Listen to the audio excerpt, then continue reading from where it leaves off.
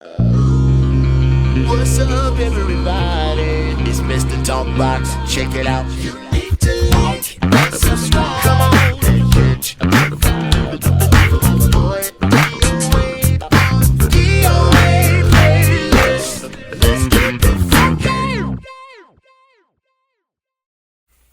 YouTube family, YouTube world, I am back. I hope everyone is well and blessed. Like I always say, before we get started, please go and like and subscribe to the page. Leave comments, man. You guys are, hopefully creating some good content from these amazing artists and musicians and people. Leave comments, man. Talk to them so that they'll respond back. So just go check out the page and like and subscribe to it. If you think I can do something better, let me know. I got tough skin. You won't hurt my feelings. So, if you think I can make it better, let me know. And I'm glad y'all tuned in with me today, because today I have another very special brother to me. I haven't known this brother long, but I'm just thankful that I got a chance to physically lay eyes, hug on my brother. We actually met, and I was just so grateful about that, because I've been following this brother and watching him for a very, very long time, and I'm so glad that he's here. In fact, before we do that, I want to show y'all, I want to introduce y'all to this brother this way. Y'all check this out.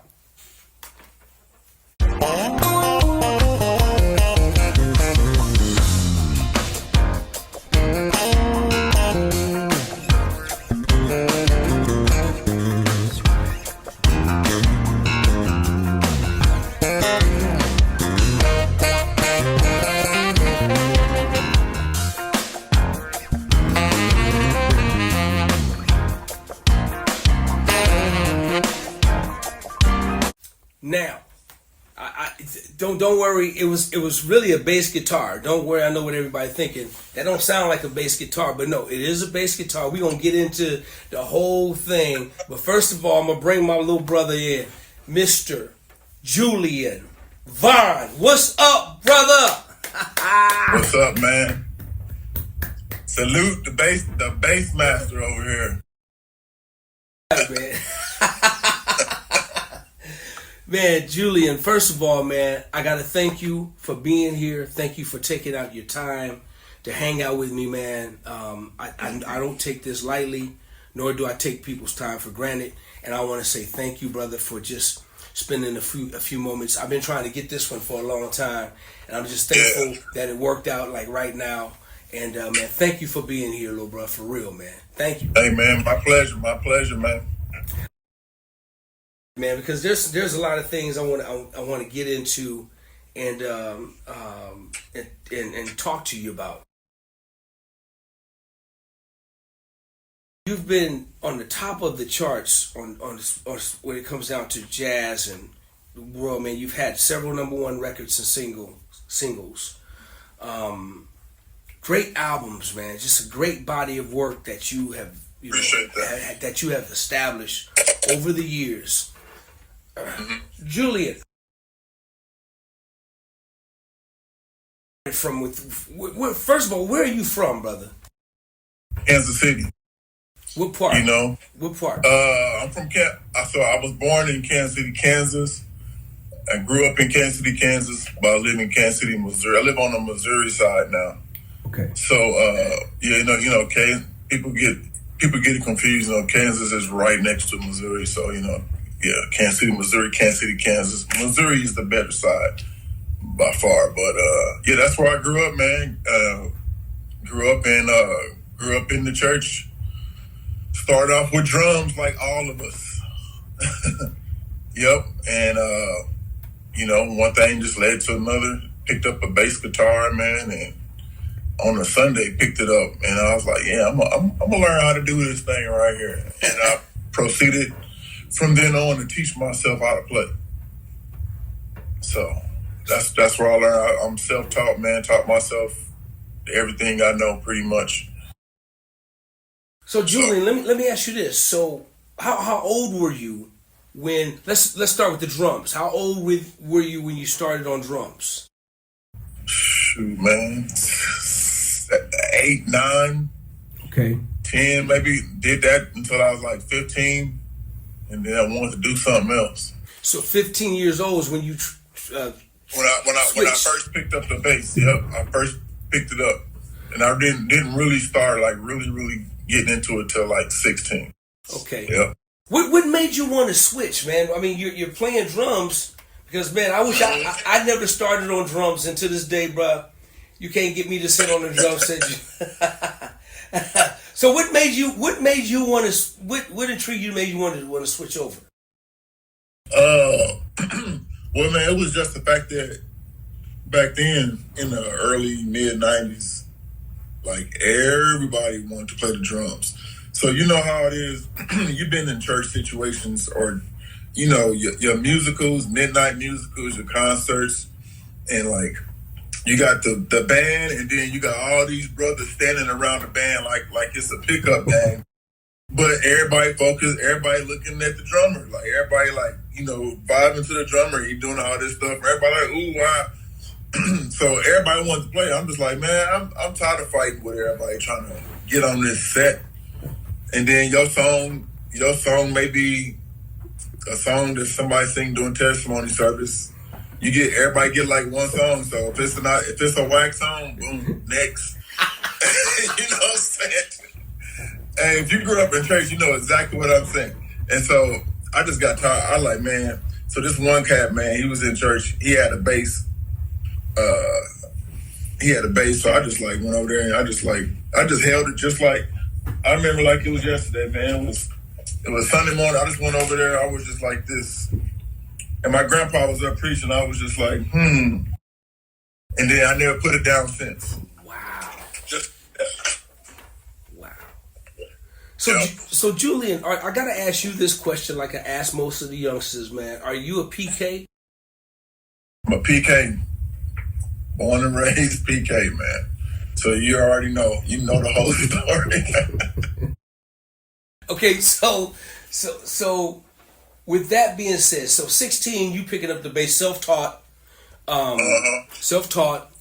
teaching yourself this instrument, man. And at 16, because I'm gonna go back to in a minute. I'm gonna go back to when I opened up and talked about where you are right now in your career, man, as one of the top jazz bass players in the world, man. And man, I'm very proud of you, man. When I watch young brothers like you do your thing, and especially what you're doing, man. I know we don't talk a lot, but bro, I be watching you, and I really dig what you're doing, man. That's holding it up. But I'm gonna come back to that.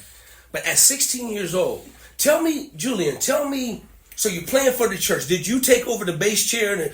When did you take over the bass chair in the church? Let me put it that way. Or did you?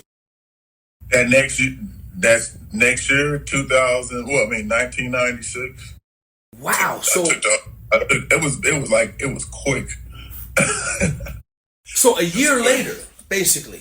It was like, man, it was like the moment I picked that, because I picked it up probably about 15 and a half, 16 years old, if I can remember accurately. And then maybe a few months later, I took it over. Yeah. But I was learning on the job too, you know what I'm saying? So I would sit, back then we had cassettes. I don't know when CDs came out, but sometimes it takes a while for it to saturate everybody's house. So man, we had this gospel station at 103.3. Every Sunday morning they playing gospel music from 6 a.m. to about 10 a.m. And I would get up before everybody and just literally record every gospel song on there, like Hezekiah Walker, John P. Key. And I would come back home on Sundays and I would learn all them songs on cassette. Wow. Like the whole A and B side, man. Every single, and I would try to play everything the bass player was playing on the songs.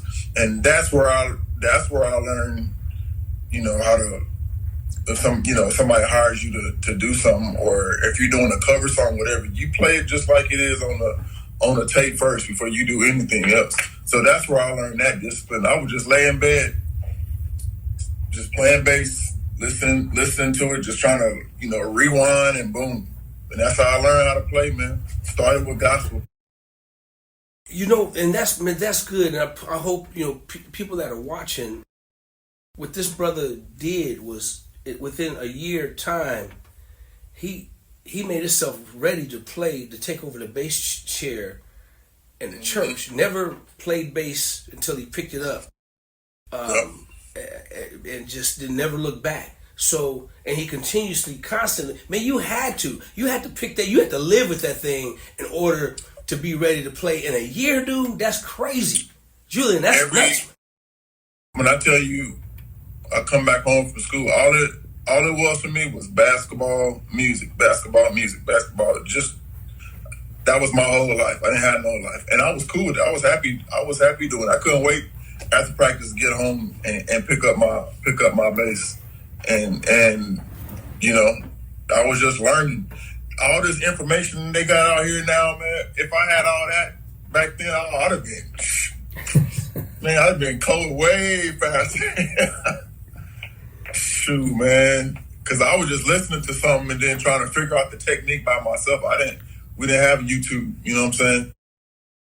So Julian, when you was coming up during that time, what bass players were you studying? I know you said you listened to mostly primarily like the gospel records. Who on some of the records? Who were you listening to?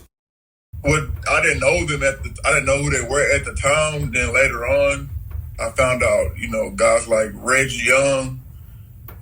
You know, if you don't know who Reggie Young is, man, like that man is sick. He's sick. Reggie Young, then of course Reggie Parker out of New York. Those are guys that I didn't know who they were, that I was actually listening to. We had a couple of local guys from my area. One guy's name is Keith Newton. Grew up listening to him. And what I realized at an early age is I had an ear. And so like my ear, my mind, everything was like collecting all this data of music, and it just came out in my playing. Then I figured out, wow, I can play by ear. And that's something you can't teach. You either got it or you don't got it. It's just like having a 40-inch vertical. You can jump out or you can't jump out. It's, you know, you can't teach that stuff. So that's when I figured all that out, man. And I knew the gospel cats before I went and researched on the jazz cats. Got you. So tell me this, and then we'll move on. So is that when, at that point in time, is that when you said to yourself, I want to be this rock star bass player? Because I know you was playing basketball as well, right? Was it ever a toss up between the two, or did it come down to one or the other? Or how did you work? Tell me a little bit about that process. Man, I always wanted to, like, I thought I was going to be in the league or at least have an opportunity, you know what I'm saying? But music was never going to go nowhere. That was just my, at that time, that was just my hobby. That's just what I love to do. I just love music, but I just love bass. A song come on, the bass is the first thing that's the first thing I notice on the song is the bass, and then I notice everything else around that. But yeah, man, it was never a toss up. I was happy doing both. You know, you didn't have to. One thing about the bass, you didn't have to force me to practice. I actually spent more time on the bass than I did with the sports. Okay. Yeah. Good. You know, some of that wasn't just me. Like, you know, being a PK, you got to be in church like all day, every day, all week. And so some like tournaments, man. I was on teams, man, and I would get us to the championship, man. And my dad wouldn't let me play the championship game because they was always on Sundays. Man, you know how hot I was, man.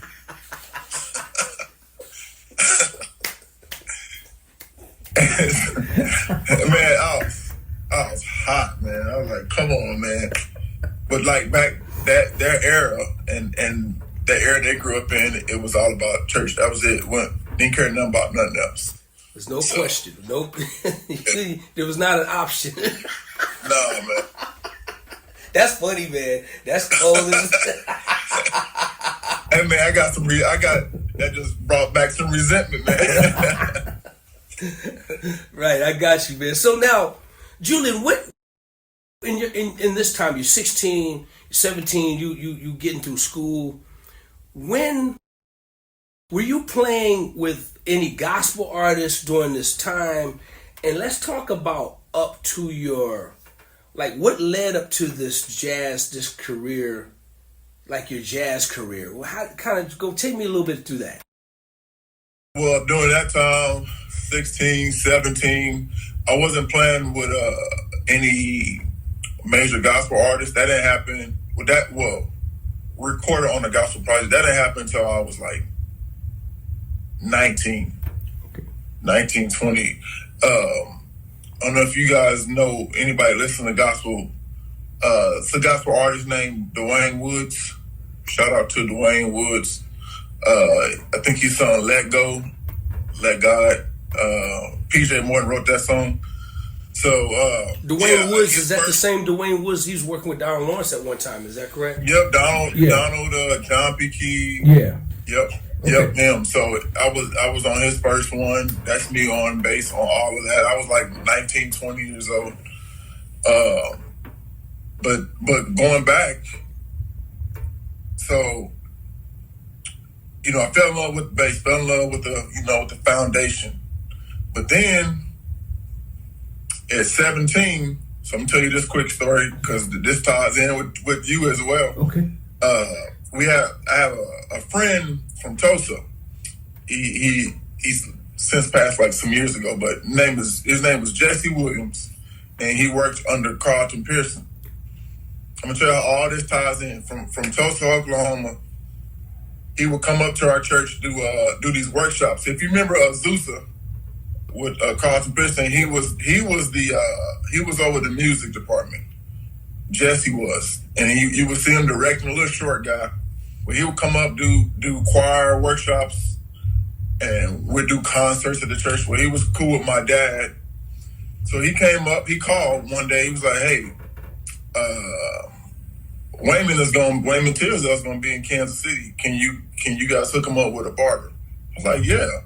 So Wayman was doing a show in KCK, about 10 minutes from my house, and so he needed a haircut. So we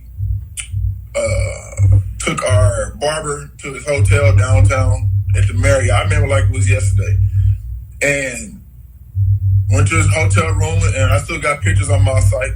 Wow. And that's when I met Wayman, and that's when I got to play his bass. But months before that, some dude at my junior year of high school, man, some dude, and I transferred after my sophomore year to this other high school. Man, some dude bought in a CD called Power Forward. And he's like, "Man, I heard you play bass." I'm like, "How'd you hear I play bass?" I guess the word went out that I play bass. And he said, "You might like this. This is my uncle's, but you might like this, but you got to give it back to me next day." So mind you, I had just started. I'm barely 2 years in playing bass. Then I hear this guy playing lead bass, and I'm just like, "What the hell?" Like, I ain't never heard nothing like this. Like you can actually do this? Then my mind starts spinning. Like, so then I'm like, when I went to Wayman's hotel with my brother and the barber, and he got a haircut, I'm like, "Oh, so you doing this with a 6-string?" So now I got it because I had a 5-string. I didn't know, so I got to go get a 6. So I went and got this. My grandpa got me this 6-string Ibanez. And that's when I started developing soloing and stuff like that. So my brother and friends, they were like, "Man, can you play the bass line?" I was like, "All right, man." So, but I'm sitting there trying to like, man, how is this guy doing that? But I did not know for that long I was going to be developing a solo career. But I started developing that at 17, 18, only because I met this guy. Wow. Yep. It's crazy, man. Wow. And he was Wayman was like, man, if you would have told me before I got down here, I would have came down here early because I just had a basketball game the night or 2 nights before, and I knew he would have came. So yeah, man. So let's talk about that, man. So going back to this video, y'all heard Julian playing bass. It's technically called like a lead bass, right? And you know where he's playing lead bass, but he also on stage has a bass player with the 4, 5, or 6 string bass holding down the bottom while he played the melodies on lead bass, which is I first got hip to lead bass from Stanley Clarke from back in the day when you know I know you know all about the history of it now, but that's where I first got hip to it. But I didn't realize. But explain to the people. Because this is like one of the things you do. Not only you're a hell of a bass player, but dude, I don't know about your drums. I got to see you sit down on drums and see if you still got your drum stuff. But man, on bass, you just ridiculous. And then on lead bass, man, you're just phenomenal. Explain to people what the difference is between the two and how they kind of work together. Well, the difference is the best way I can explain it on how I approach it. You know, you got your low end. You know what you're supposed to do there. You're supposed to hold down the bottom consistently. But then when it comes to the solo on top of that, like a good friend of mine, Mel Brown, that total beast. He told me one time, because the piccolo is at a higher gauge, higher range. It's like if you think of piccolo strings, man. If you don't know anybody out there, it's like you take bass strings and you take guitar strings and you just mix them together. That's basically what you're getting. And so I had to learn. My natural approach is when I'm playing solo is like a singer. So I think when I'm playing solo, I don't think like a bass player. I think like a singer. So everything I'm playing, I'm singing in my head, and because I sing too. I'm not saying I'm like Usher out here, but like, I can get down when I need to. So that's how I play it. Like the runs I do, the scales, I do them like a singer does it. So it's like a perfect mix. Now, everybody can't do that. Anybody could play and then solo on top of it, but you wanted to register with the average listener, because a lot of guys play bass line and be trying to get real funky and do a bunch of stuff and then come back and do a solo the same way, and then your bass and solo is clashing with each other. So you have to like really concentrate and separate the two in your approach. So I had to learn that. But I have it down to a science now as far as the marriage with the bass and piccolo at the same time. That's a great way of explaining it, man, because you're right. You have to think more melodic, more melody driven.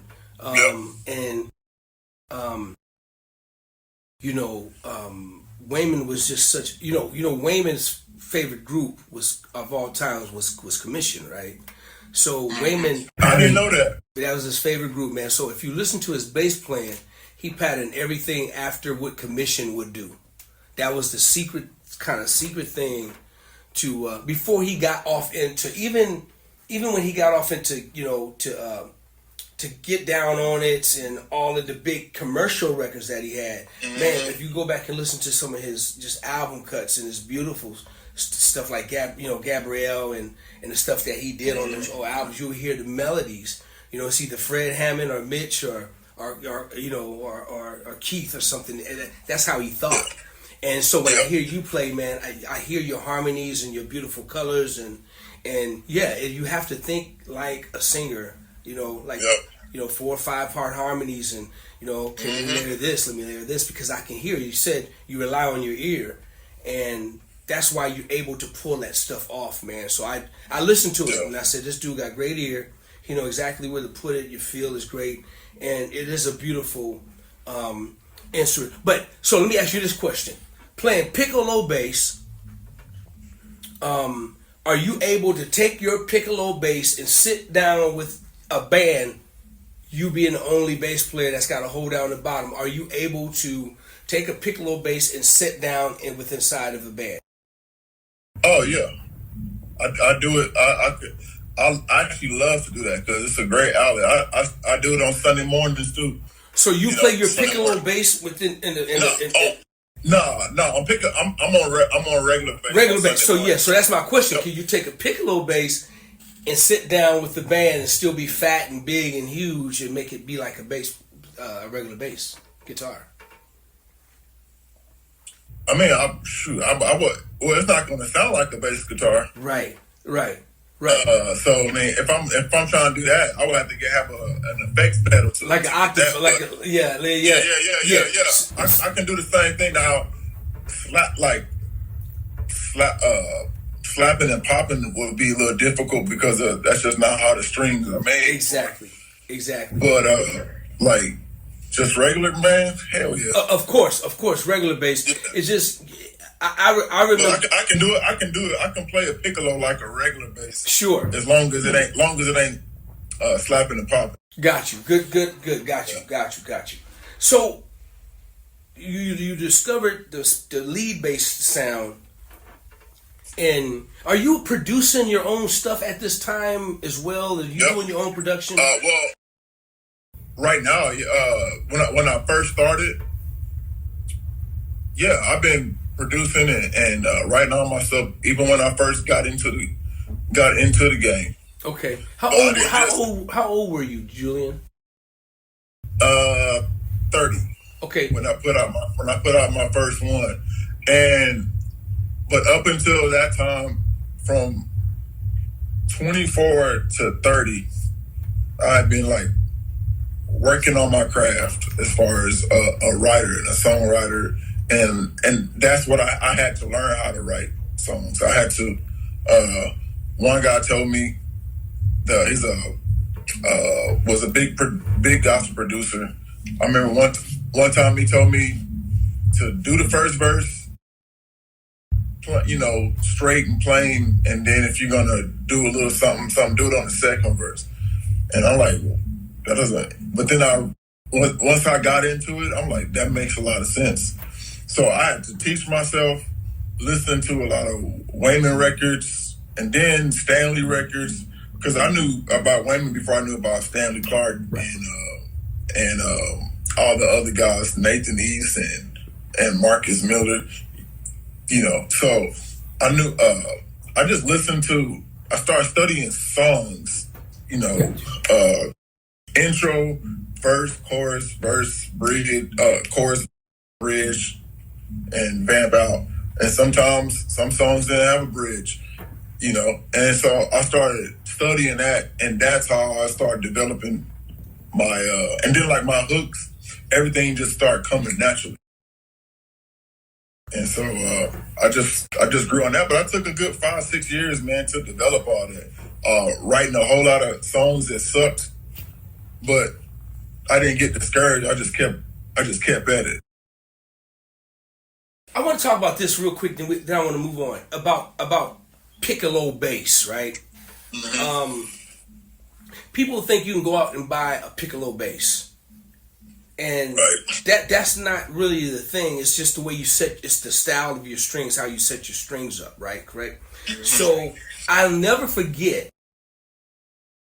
the first time, even before I met Tiz, the first time I picked up a bass that was set up like a piccolo. And it was my boy Foley. You know Foley that played with Miles Davis. You know Foley? I heard the name. I don't know him. Just a brilliant, one of the just baddest lead bass players just ever to do it, because he was doing it with Miles for so many years. And I remember being at his house and he let me pick his bass up, And the bass was tuned regular A440, but it was crazy because he had these piccolo strings on it. I said, dude, is this what Stanley be? This is what Stanley be doing, right? And because I play a little guitar, just very little, I know how to get to, some of the stuff. So that's when I discovered. I said, wow, I was blown away because you could be real melodic on it and beautiful, providing that you know how to think about how to use it right? The instrument. You got to think completely different than using, a standard bass guitar. Your thinking has to change. This is just my thoughts. Right. So, a lot of people explain when people say, "Man, I want to play piccolo bass, but man, I gotta buy a piccolo bass." I've heard that before, and I'm like, you gotta. I don't explain that to people for me, Julian. So you don't necessarily have to buy a piccolo bass because nobody's selling piccolo basses. That's something you're gonna have to get if you want one just custom, just specifically for that, like I have. Then you got to get it made. But you can take piccolo strings. Let me give you an example. Hold on one second. Okay. This is good, you guys. Stay tuned. I think I know what he's doing, but I don't want to say I could be wrong. But he's coming back with something special. You're right. Check it out. So you take some piccolo strings, like for example, labellas. You take these. You can put them on a regular bass guitar, either a 4-string or 5-string, and you can do your own setup if you know how to do that. And you would get the piccolo. You would get a piccolo sound, pretty much. And but they're going to sound different on each brand of bass. So basically, you could take a Fender Jazz, you can take a Squire, you could take an Olympic, you can take, and just the way you set up your strings, correct? Because Stanley Clark didn't play what's called a piccolo bass. He played an Olympic bass, but the way he played was a piccolo style bass when he's doing that. Same with Tiz. Tiz played Tobias bass, and Now let me ask you that's since you brought those strings. Are these strings is this your brand of strings? Do you have your own strings? Do they? Go ahead, bro. I play. So those are you. Now, does it allow you to set your strings up and allows you to tune A440 as well? Yep. Okay. Good. Yep. Perfect. But I go a half step down. Okay. Because I like them. I don't want them to feel too tight. I want to be loose because I bend when I play too. Got you. And I play with aggression. Got you. I like to be able to bend and do all that. Beautiful. Okay, cool, man. So what Julian does is, as he producing his record, he's got drums, he's got guitar, keys, everything. Then 9 times out of 10, he's playing regular bass guitar, and then you'll come back and then do your layer your the leads and your melody and write the record with the piccolo, correct? Yep. So there are 2 different styles of bass playing. Let's just put it that way, because I want people to really understand, and I want you guys to go listen to his music, listen to it, and you'll really understand what it is. It's just really beautiful. It's a beautiful instrument or style or technique. Depending on you, like you say, you're using it in the right form. It's a great thing, and Julian is one of the best of our time right now that's doing it. And y'all need to really go check this brother out, because his albums, and sonically, man, your stuff sounded real good, Julian. And how many number one top Billboard records singles do you have right now?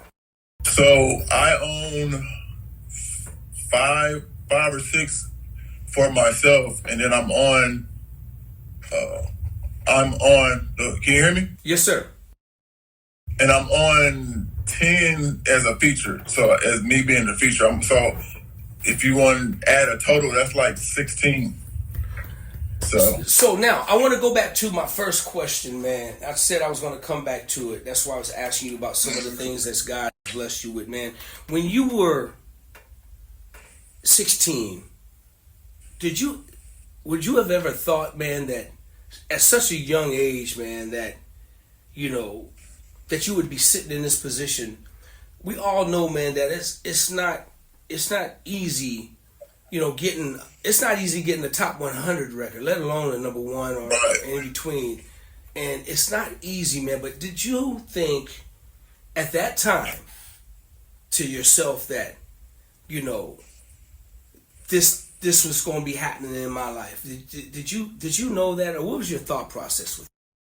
I had no idea. I didn't even know what Billboard stuff was. I didn't know what all the accolades. I had no envision that. I just wanted to play bass, and so that's all I thought about was playing bass and getting better, so I could maybe play with this artist or play with that artist. That's all I thought about. But it's like God sends people in your path to inspire, and like that, I felt like looking back on it, like when Wayman came to town, like that was part of my path, and when that guy brought his CD to me, that was part of the path, and just everything leading up after that, like everything just. But it took that was at 17, but I didn't come out as an artist until I was 30. That's 13 years of development. Wow. You know what I'm saying? And then it was still hard after that to break through. So real quick, let me sidebar. Let me tell you about the Power Forward album. The Power Forward album, I played bass on that album. Didn't produce anything, but I played on, I think, maybe one song. But he recorded that record, Julian, right here in Sacramento. It was recorded right here with the Brotherhood here. That's the record that got him the deal. One of my good friends by the name of Flipper Kirby knew somebody at Motown Jazz and got him a deal. That's how he got discovered here. He was working with some great producers. I think even I want to say, I don't know, I think Brian Morgan probably worked on the record. I don't know, Robert Brookins, just a lot of great musicians right here, and that was the beginning of his career. So, man, dude, when you said that album, that was where it all. That's where it all started, man, for Wayman, and for him to, be that kind of that influencer that in your life, and to just to do what it is you doing, man. Yeah. I honor you for that, man. And brother, let me share this with you. I was hearing your name. Your name was buzzing. I didn't know who you were, but your name was buzzing before Wayman passed away. Your name was buzzing, and then your name was definitely buzzing doing when he was going through his ordeal. Yeah. And your name was buzzing afterwards. And I'm gonna tell you how, man. I was doing a lot. Wayman was signed to Rendezvous, which is Kai's label at that time, and then he went over to Mac Avenue. Mac Avenue, yeah. And then you probably recognize this name, brother named Earl Cole. Yep, I got a story about all that too. So Earl Cole used to talk about you all the time, to the fact to where he would talk to Regina would talk to me, and your name would just be sitting there. I'm like, well, hey, I've been hearing his name and blah blah blah, and your name was buzzing way back then, man. And maybe you know all about it. It was always so positive, man. Everybody were talking about how even much younger you were then and how great you were even then, because this was 10, 15 years ago, so and I think you were just coming up, Yeah. And I think I don't know, I want to say, and correct me if I'm wrong, I want to say Earl was talking about taking you on or managing you, maybe. I don't know if the management was involved or if you were talking about going over to try and get you a deal over at Mac Ave, or I just remember. I remember, that's the story. That's the story, man. And if you want to share it, I want to listen, because it's just crazy, man. Because I remember this I remember all of this about you. So when I got to meet you, bro, I lightweight already knew who you were. You know what I'm saying? So go ahead, man. If you want to share something, please add on to that. I'll make it brief, man. So yeah, I met Earl, and Earl, I don't know if he's still managing Kirk Whalum, but he was then. Right, he was then. Okay, so Kirk was in town. I got a chance to meet with Earl, and Earl was a big part of getting me on to Seabreeze Jazz Festival one year, and Wayman had just passed, and he got me on there, got me on there for like 15 minutes. I got to do a couple songs with tracks, and then they had like this tribute to Wayman that night, and or that night or the next night, whichever one, and I was scared like I don't know what, man. I didn't look up one time, because like the first time I get in front of people on a jazz scene and there's 10,000 people out there, like, man, I didn't know what to do. But I just played them songs I played them songs. I knew them songs like the back of my hand. So, but then fast forward, Earl got me a meeting with Mac Avenue, right? And so I'm excited. I'm telling everybody, man, I'm going down to Cali and meet with this record label, man. Mac Avenue, they like supposed to be the best ones in the industry, man. Best label in the industry, man. I was excited, man. I went down there. I mean, I was on cloud nine. I went down there and I was in the waiting room, like waiting for like an hour, and I was like, what's going on? And then I met with them. Earl was right there, and their representatives were right there, and it's like, well, we already got Christian McBride. I think he's still on there too. And some other guys, and we're pretty much he's not ready, or we're not interested. He's basically I wasn't ready or whatever. They didn't feel like I was ready. And when I tell you, I went from cloud nine to like, man, they turned me down, man. Like, they turned me down. I was like, damn. And so I felt low. And then I said, on the way back from that flight, man, I was like, I will never, ever allow myself to get that high again, just to be like dropped down. So ever since then, like, swear to God, I've been even killed, even with success, with number ones. I'm just like, everybody's like, how do you feel? Like, it's cool. I'm good. It's cool. And so, cause I was like, I never want to experience that again, man. Like, that was horrible. So Julian, wait a minute, man. I'm laughing because I know the stories very well, my brother, very well. I know them stories, man. But they didn't even give you a meeting. Did they hear your music? Yeah, I got a meeting, but they had me waiting for like over an hour and just sitting there before it even came out. And honestly, to be honest, like I felt like disrespected while I was there, man. It's like so I felt disrespected. But it's funny, on the way down there to meet with them, which it doesn't have that much to do with music, but it kind of does, the business of music. I ended up not knowing then that I was sitting next to who would be my financial advisor for the last 13, 14 years that has helped me behind the music scenes to have my business in order. Well, that was the purpose. That was the only purpose for your trip, bro. Yep. Period. I know them stories so well, man. The heartbreaks, and I know them, man. I know them. Yeah, man. It was bad, man. I was like, why am I here? I was like, what's right? So yeah, I was determined since then. I was like, all right, like basically you telling me I'm not good enough. I'm gonna show you. So wow.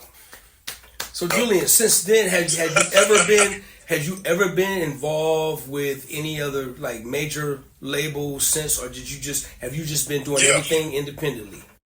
Nope. So after that,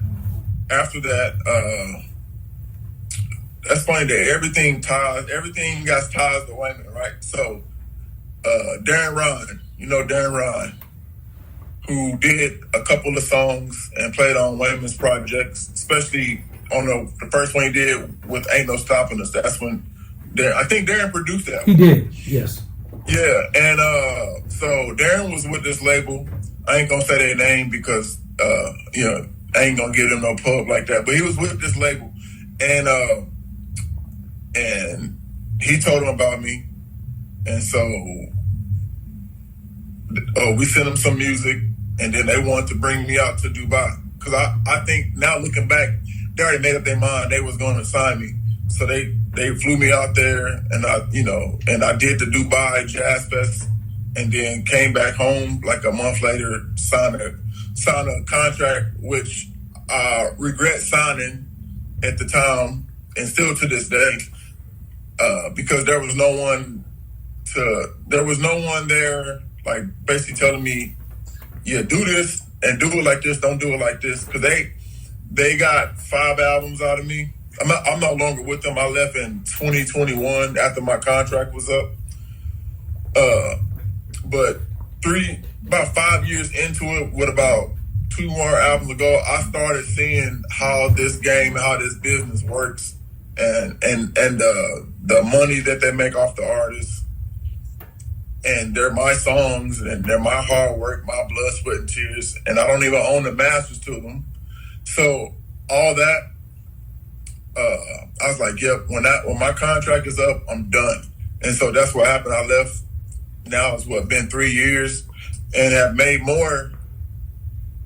probably made more in my 3 years than I did when I was there for that 7, 8 years. And so when you know better, you do better. You try to pass the information along to the younger ones, because the labels are, everybody wants to say, yeah, I'm with a label.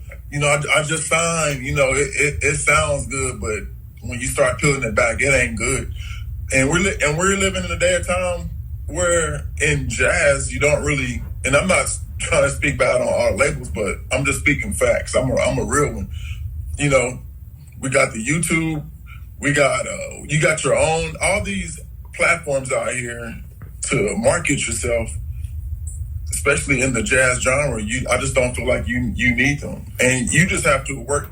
I'm a hard worker. There's guys, man, and you see them, and a lot of guys, everybody comment on your stuff. These Negroes can play their ass off on bass.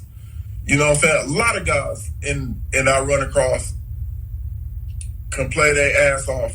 But I think what separates me from a lot of guys is like my work ethic behind the scenes. You know what I'm saying? I ain't never said I'm the most talented, or I just use what God has given me. But I work my ass off behind the scenes, man. And so the accolades is cool, getting number ones and billboards and stuff like that. Because I got 16 of them that I could put on the wall. But I ain't about to pay $600 some to get them plaques. Them plaques is expensive as hell, man. But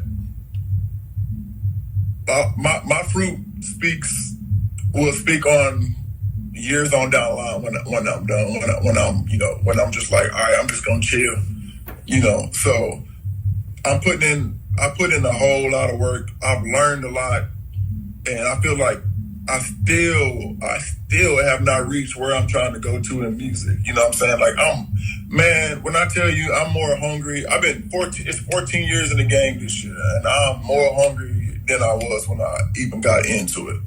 Like I can't even put it into words, man. So I want to be like, I want to be the best at what I do. And tapping into certain music areas that I've never tapped in before. And you know exactly what I'm talking about. You know what I'm saying? Just expanding your music vocabulary, man. That's what I'm trying to do right now. Great, man.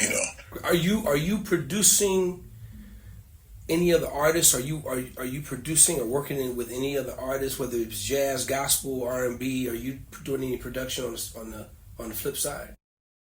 I started to. I mean, I've done some songs on some projects, like a couple of artists that was on the same label I was. I did some songs on their albums. But as a whole, not on that, not at that pace. But I mean, that's getting ready to change. Like, because I write a bad song, and I'm like, I can't get out of the way, and I can't get out of the way, and I can't get out of the way, and so I end up keeping stuff to myself. But I know I can't do that all the time. But yeah, so I mean, I got songs out here and there, maybe 5 different artists throughout the years, but not on a hot clip like some other ones. Got you. Man, listen, bro. Man, I'm so glad you came and hanging out with me, man. I'm honored to hear some of your story, man. And to see what you're doing. So you did did you do the Dave Cos tour this year, or did you do it last year? I did the year before last. So I did I did 22 and 23. How was Dave that? Cos, Tell me about that, yep. man. Tell me about that. The cruise. So the in 22, we was just coming off the COVID, pretty much. We was kind of still in it, but still.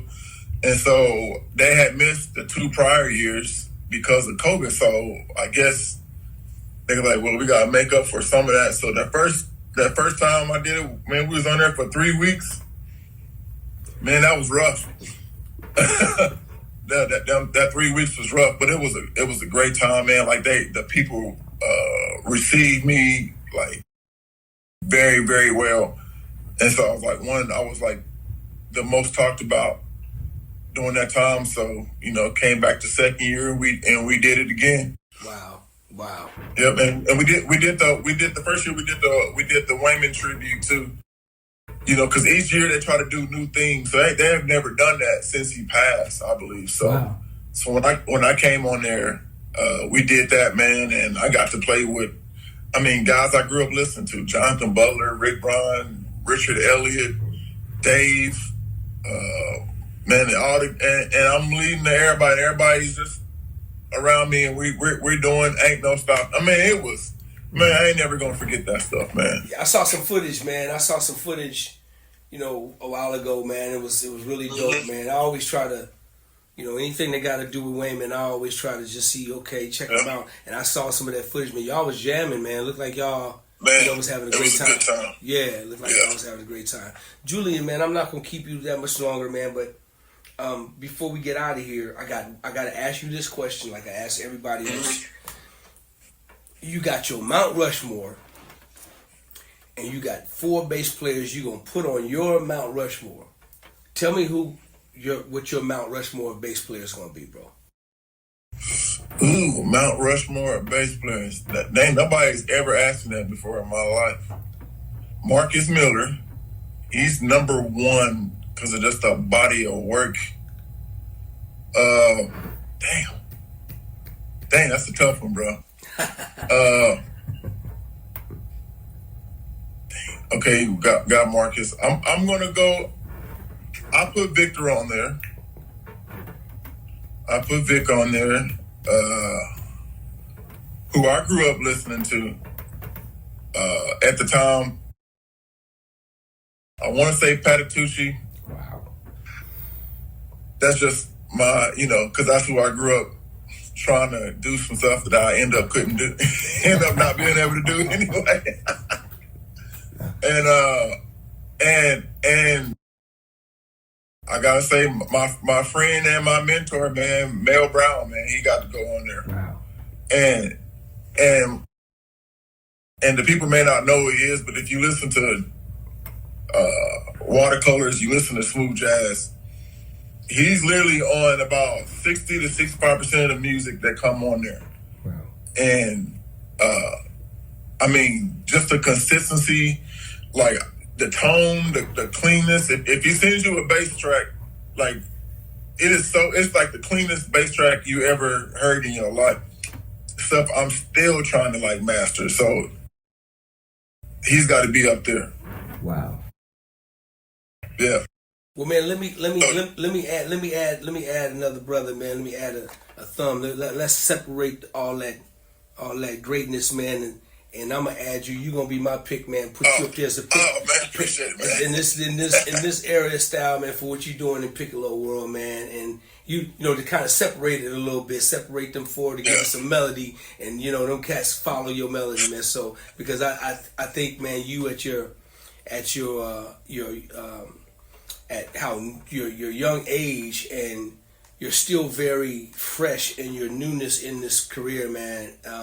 Dude, you've excelled so far, man, to be so young and as where you are right now. And I know, you know, it's hard because you sound like you talk about your work, right? How you work, how hard you work. Lets me know you're hungry. And man, you know, you do the work. The rest is gonna come. The rest is gonna come. So do that. I really admire that, man, and I got a lot of respect for you for just thinking about that, about the work. Like you say, there's a lot of bass players and there's a lot of great players. There's a lot of young, and these millennials are going crazy, man. And then I grew up was raised just listening and being around great bass players. But it's hard to find somebody who's going to outwork you. That's a whole different conversation. Yeah. And when you said that, man, I totally respect that and got a lot of respect for that, man. Honor for that, because it takes the work. You got to do the work, man. That's one thing I just tell everybody. Just do the work. Just do the work. Yep. And don't worry about the money. Don't worry about anything. Everything will come. Yep. Just do the work. Just do the work. Listen, man, before we go, let everybody know, Julian, how they can follow you and listen to your music and follow you just in all your platforms. So, you first start the website, JulianVaughnMusic.com. That's easy, very easily to remember. And then we got Instagram, Julian Vaughn Music. Same with Facebook. What else we got there? Especially YouTube. Subscribe to my YouTube channel. I got some more footage coming with videos, like live videos of me really getting down. So yeah, my YouTube, Julian Vaughn. Subscribe to my YouTube channel. And yeah, man. And maybe it's in a city near you. Go look on the website, get the tour. You know, you get to see how I get down. Julian, speaking of that, let me ask you this question: do you travel with your band all the time, or do you kind of like go cities and areas where they have guys you know, and you put the band together, and then you kind of sit in? What's your approach with that? Most of the time, I'm getting guys in that city or that region. You know what I'm saying? So, being 14 years in, you know, you gotta like, it's levels to this basically. So, you know, if I'm 20 years in, then I'm sure the pay, it all depends on what the gig pays. And just to be quite honest with you. So I'm normally taking, like if it's Midwest, I probably take some of my guys. East Coast, I got a set of guys out there I always use. Down South, I got a set of guys. When I go West, I got a set of guys. And now I travel with my own bass. So man, I'm playing piccolo, but my bass line is in my track. And I travel with an interface. I hook that up to the speaker. And the reason why I do that is because you get tired year in, year out, going to different cities, and guys don't learn your music. They just there to get the check and bounce. And so I got tired of it because that throws me off on stage. And so I got rid of the bass players. So now I know my bass is gonna be in there and it's gonna be clean and it's gonna be just how I want it. I got rid of the guitar players because they do the same thing. And so I got guitar in my track. Everybody else, drums, keys, sax. If I do vocals, horn section, whatever, that's all live. But that bass is gonna be me.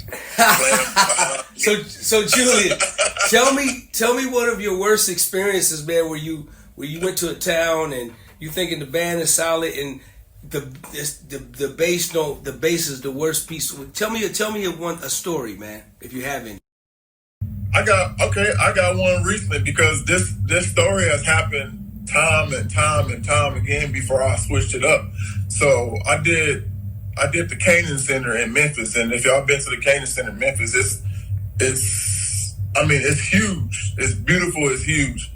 And so it's I'm on the bill, Peebo Bryson and Jeffrey Osborne and someone else. So the guy that's playing before me, it was his band backing me up, and I'm asking I'm asking the musicians, because I know, I'm like, yo, is this dude sweet? Because if he ain't, I'm not gonna let him play. And it's like, yeah, we told him, and so they doing sound check for him. For the first guy, and I'm listening, and I'm sitting there like this, listening to him, watching him, and I'm like, nah, he ain't ready. He ain't ready. So I walked over to him. This is before my show. Before the show, I walked over to him. I was like, look, man, I'm gonna run my own bass because I'm not confident. I'm not comfortable with you. I did it real respectfully, and he's like, for real? I was like, yeah, for real. So after he got done playing, they took the cord out of his bass, put it in my interface, and I did my 35, 40-minute set with my own bass. And he sat back there like he was playing, but he really wasn't playing because he didn't want to he didn't want to look bad.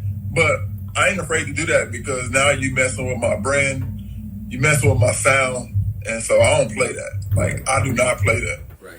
I got much. And that happened to me when I came out to your area one time, man.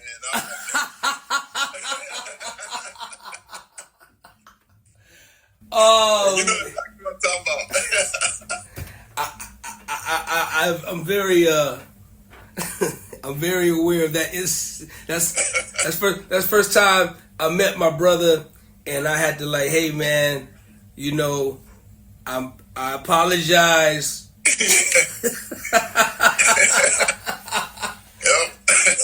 But Julian, this talks about what we were just talking about a few minutes ago. Do the work. Do the work. If you're going to be preparing with somebody, and sometimes these musicians, some of them, man, they get into this real loped out mentality of they triple book themselves. They got 2 gigs that same day, one with Julian Vaughn and then one with the local singer at the church that's got to do a little solo or funeral, and then they got to go do Julian Vaughn. It's like, wait a minute, no, that mentality is just so destroyed. That's not the way you do it. So do the work, so that way these things don't happen. These things don't happen. And I'm like you. I don't play anymore, but I do facilitate bands, and I let everybody know. Listen, this is going out to 2 drummers, you and another one, guitar players, you and another one, you and another one.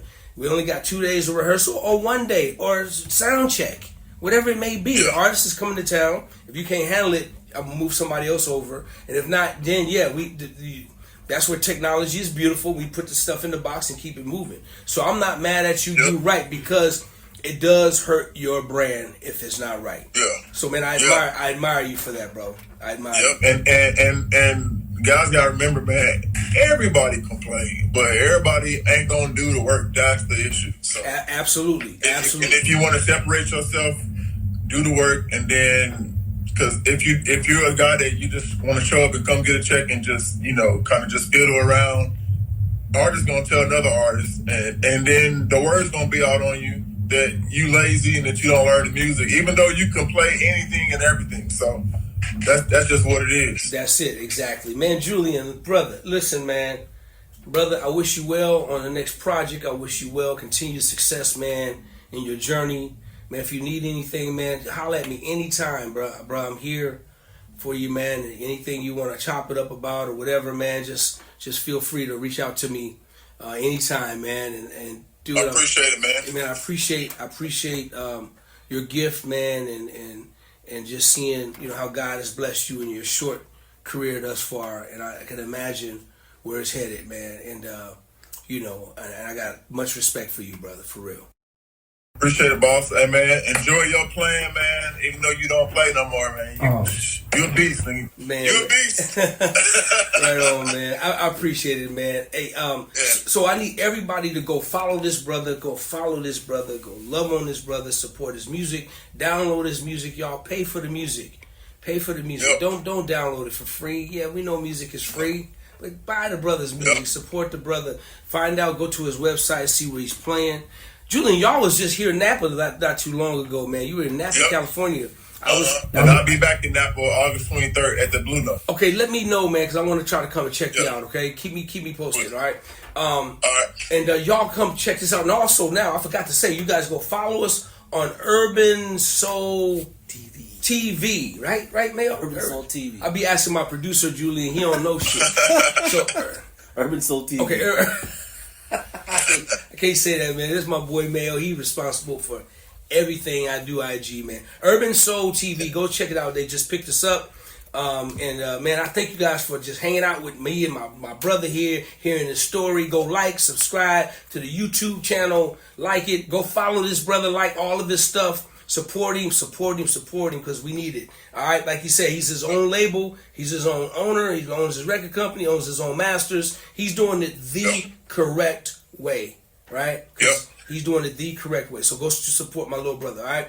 Y'all, until we meet again, y'all show your love for this little young iconic genius. He's still young, y'all, but he's making doing a lot of damage in the music world. Go hear his music, you're gonna fall in love with it, I promise you. Right? Show your love for my brother, Mr. Julian Vaughn. Julian, thank you, man. Thank you, Thank you, man. Appreciate it. For sure. DOA.